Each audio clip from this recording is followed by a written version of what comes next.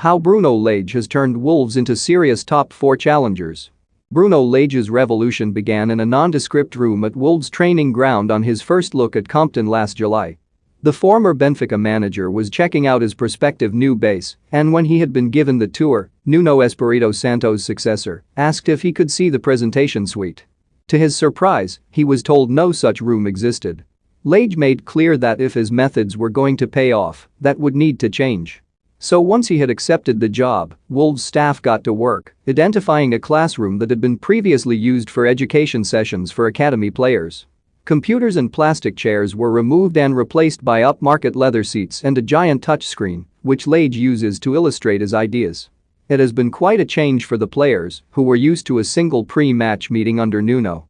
Now, these gatherings take place at least twice a day. Lage will stand at the screen and explain what he wants. Training with a strong tactical emphasis usually lasts an hour, after which the defenders, midfielders and forwards will separate for meetings with different coaches. These analysis sessions sometimes occupy more time than the training sessions, and Lage, 45, will occasionally conduct meetings with individual players in his office to discuss a particular tactical matter. Goalkeeping coach Tony Roberts is the only non-Portuguese member of Lage's team and is also in charge of set pieces. First-team coach Carlos Cachada works closely with a defense who have conceded 17 goals in 23 league games.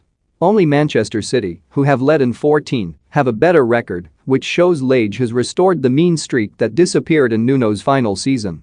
"Boys, when you play the other teams, they need to feel we are not nice guys," Lage told his players before the start of the season. "They need to feel you are a hard team to beat." The result is that Wolves are 7th in the Premier League, 6 points behind 4th-placed Manchester United, with 2 games in hand. Though Nuno's first 3 years at the club were exceptional, last season was hugely disappointing. For Lage to have rebuilt so effectively in his first senior role in English football is remarkable, and if he can keep it up, he will be a contender for Manager of the Year. He has stuck to some of Nuno's key principles, such as the 3-man defense and the faith in his predecessors key lieutenants Conor Coady, Ruben Neves and Raul Jimenez. However, although the overall picture may look similar to Nuno's era, the finer details are quite different. Whereas Nuno would stand on the sidelines observing sessions, Lage is at the center of the action, cajoling and encouraging. While Nuno was hugely respected by the majority of his squad, he could also appear distant and aloof. Lage is far more affable and has a sharp sense of humor that has made him popular with club employees. One of Nuno's non-negotiables was that the squad had lunch together at the same time, after training. Lage has not brought back that tradition, and there are no rules about when the players use the canteen. Lage certainly puts the hours in, arriving at Compton at breakfast time and often not leaving with his staff until 6 p.m.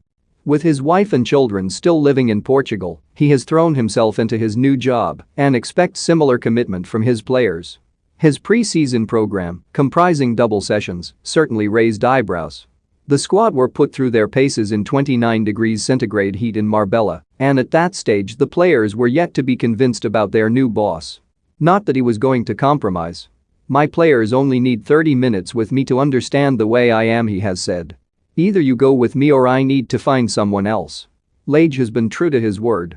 Despite his thrilling attacking play, he grew frustrated with Adama Traore's difficulty adapting to his tactical ideas, and now the winger has rejoined Barcelona on loan. Defender Willy Bolly was also available for transfer in January, and forwards Rafa Mir and Patrick Cutron have both been moved on. Yet Max Kilman has developed into one of the most promising defenders in the country under Lage and is on the cusp of the England squad. Reynate Nauri is a far smarter player this season than last, and if Pedro Neto hits the ground running when he returns from injury, then European football is a realistic target. If Wolves can achieve that, then the highlights on Lage's Giants